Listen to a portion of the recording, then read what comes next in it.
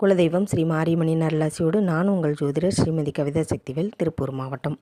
இன்றைய தகவல் கிரகங்களின் குணங்கள்.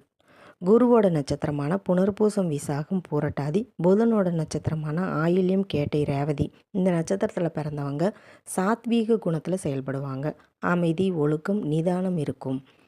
சூரியனோட நட்சத்திரமான கார்த்திகை, உத்திரம், உத்திராடம், சந்திரனோட நட்சத்திரமான ரோகிணி, அஸ்தம், திருவோணம், சுக்கிரனோட நட்சத்திரமான பரணி, பூரம், பூராடம் இந்த நட்சத்திரத்தில் பிறந்தவங்க ராட்சச குணத்தில் செயல்படுவாங்க. பொருளீட்டல், அதிகாரம், ஆளுமை, அன்பு, இரக்க குணம் கொண்டவங்களாக இருப்பாங்க. செவ்வாயோட நட்சத்திரமான மிருகசீரிசம், சித்திரை, அவிட்டம், சனியோட நட்சத்திரமான பூசம், அனுசம், உத்திரட்டாதி, ராகுவோட நட்சத்திரமான திருவாதிரை, சுவாதி, சதயம், கேதுவோட நட்சத்திரமான அஸ்வினி, மகம், மூலம் இந்த நட்சத்திரத்தில் பிறந்தவங்க தாமச குணத்தில் செயல்படுவாங்க. இரக்கமற்ற குணம், அதிகாரம், கட்டுப்படுத்துதல், தீய எண்ணம் இந்த மாதிரியான குணங்கள் வெளிப்படும். ஆக இந்த கிரகங்கள் வழியாக நட்சத்திரங்கள் அமர்ந்த கிரகங்கள் இந்த 3 தன்மையை குணங்களாக வெளிப்படுத்தும்.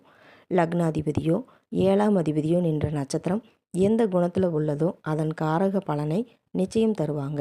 அதாவது வாழ்க்கை துணை என்று சொல்லக்கூடிய கணவனோ மனைவியோ 7ஆம் இடத்தை தான் குறிக்கும். அப்போ அந்த 7ஆம் அதிபதி எந்த குணத்தில் இருக்காங்களோ அந்த குணத்தை வெளிப்படுத்துவாங்க அப்படிங்கிறத நீங்கள் நிச்சயம் தெரிந்து கொள்ளலாம். மேலும் ஜோதிட தகவலுக்கு திருப்பூர் சகோதரிகள் சேனலை சப்ஸ்கிரைப் செய்து கொள்ளுங்கள். நன்றி, வணக்கம்.